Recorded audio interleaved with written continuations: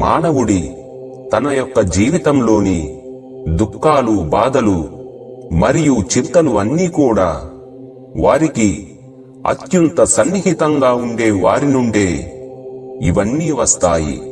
ఇది నాది, ఇది నా సొంతమైనది అని భావిస్తే అక్కడి నుండే వారికి దుఃఖం మొదలవుతుంది. ఎవరినైనా మీ జీవితానికి కారణంగా భావించి వారు లేకుండా నేను లేను అని భావించినట్లయితే ఆ వ్యక్తి లేదా ఆ వస్తువు మరియు ఆ పని మీకు బాధలను కలుగచేస్తూనే ఉంటాయి.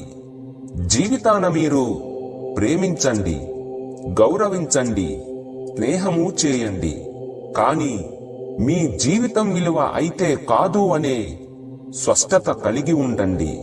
మీ సంతోషానికి, మానసిక స్థిరత్వానికి మీకు మీరే స్వయంగా కారకులు కావాలి. మీరు చేసిన ఏ కర్మైనా దాని యొక్క ఫలితాన్ని మీరు తప్పక అనుభవించాలి. మంచి కర్మలను చేసినట్లయితే కష్టకాలంలో అవి మిమ్మలను రక్షిస్తాయి.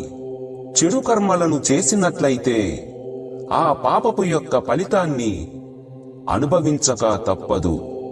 ఎవరైనా ఎంత దాచి కర్మ చేసినా, ఎంత తెలివిగా చేసినా నీ యొక్క ప్రతి కర్మను ప్రకృతి, దైవం గమనిస్తూనే ఉంటాయి. వారి కళ్ళు కప్పి నీవు కర్మలను చేయడం అది సాధ్యమైనది కాదు. నీ ప్రతి కర్మ లెక్కించబడుతూనే ఉంటుంది. ఎవ్వరూ తమ యొక్క కర్మ ఫలితం నుండి తప్పించుకొనలేరు. ఎవ్వరి మీదనూ మీరు ఎక్కువగా మమకారం పెట్టుకోకండి. మీరు ఎవ్వరి మీదనైతే ఎక్కువగా మమకారం పెట్టుకుంటారో వారే మీ యొక్క బాధలకు కారణమవుతారు. మమకారం మీ కళ్ళకు గంతలను కడుతుంది. ఏది సత్యమో ఏది అసత్యమో తెలుసుకొనలేరు. మమకారం నుండి బయట పడగలిగితేనే వారి యొక్క నిజ స్వరూపాన్ని తెలుసుకొనగలుగుతారు. రేపు అనే చింతను వదలండి, వర్తమానంలో జీవించండి. గతం గురించో భవిష్యత్తు గురించో ఆలోచిస్తూ కాలాన్ని వృధా చేసేవాడు జీవితంలో ఎన్నడూ సంతోషాన్ని పొందజాలడు. ప్రస్తుతం జరుగుతున్న వర్తమానంలో జీవించగలిగితేనే ఆనందం చేకూరుతుంది. గతము, భవిష్యత్తు మీ మనస్సులో, మీ ఆలోచనలలో మాత్రమే ఉంటాయి. వాటికి వాస్తవ రూపం లేదు. మీరు వాస్తవంగా జీవించగలిగేది ప్రస్తుతం జరుగుతున్న వర్తమానంలోనే. ఎందుకంటే మీరు రేపు ఉంటారో లేరో కూడా తెలియదు కనుక. మీ మనస్సును మీరు గతంలోనూ భవిష్యత్తులోనూ అడ్డుకుంటే ఎన్నడూ సంతోషంగా ఉండలేరు. సంతోషం కావాలనుకుంటే జరుగుతున్న సమయంలోనే జీవించండి. సోమరితనంతో ఏదీ జీవితంలో సాధించలేరు. అందరూ గొప్పగా ఎదగాలని, గొప్పగా జీవించాలని కోరుకుంటారు. కానీ అవి సాధించడానికి తగిన కృషిని మాత్రం చేయరు. కోరికలను కోరడం ఎంతో సులువైన పని, కానీ వాటిని నెరవేర్చుకునే పట్టుదల, శ్రమ, సహనం, వీటిని ఆచరించడం సులువైన మార్గం కాదు. వీటిని ఆచరించిన వాడే కోరిన వాటిని సిద్ధించగలుగుతాడు.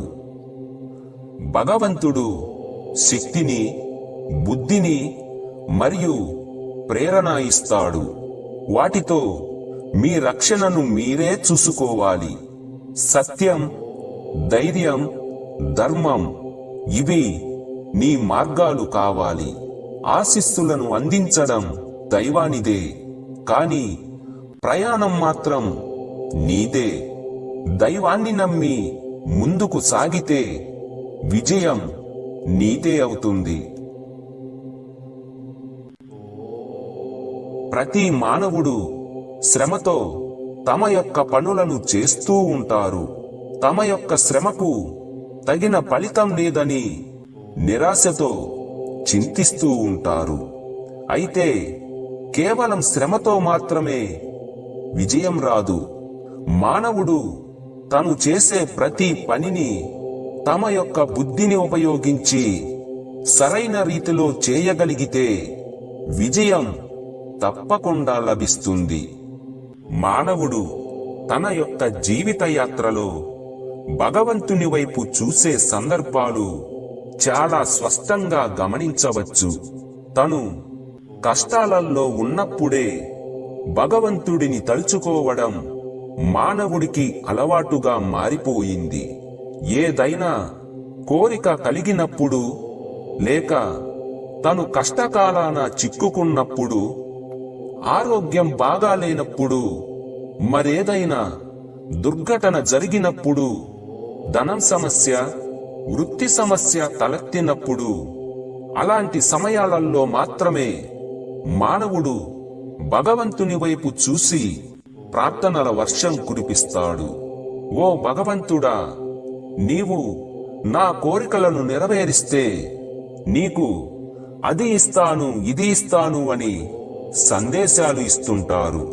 అయితే మానవుడు తెలుసుకోవలసిన విషయం ఏమిటంటే, భగవంతునికి వీటన్నిటితో అవసరం లేదు.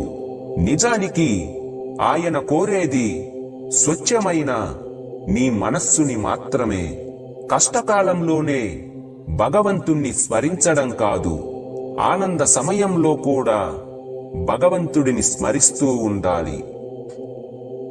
ఈ లోకంలో నా ఒక్కడికే ఎందుకు ఇన్ని కష్టాలు అని అనుకుంటూ కుంగిపోకు. ఒక్క విషయాన్ని మరువకు. మనిషిగా శరీరాన్ని ధరించినప్పుడు సాక్షాత్తు భగవంతుడైనా సరే బాధలను అనుభవించి తీరవలసినదే. లోకంలో కష్టాలు లేని మనిషంటూ ఎవ్వరూ ఉండరు. వచ్చిన కష్టాలను దాటుకుంటూ వెళుతూ ఉండడమే జీవితం. ఎవ్వరు ఏది చెప్పినా విని తొందరపడక ఆ మాటల్లో నిజానిజాలను తెలుసుకుని ప్రవర్తించేవాడే వివేకం కలవారు మరియు నీతిపరులు కూడా. అలా ప్రవర్తించిన వారి జీవితాలే ఆనందమయముగా ఉండి సుఖపడతారు. వారి కుటుంబాలను కూడా సుఖపెట్టి సమాజ అభివృద్ధికి దోహదం చేసిన వారవుతారు.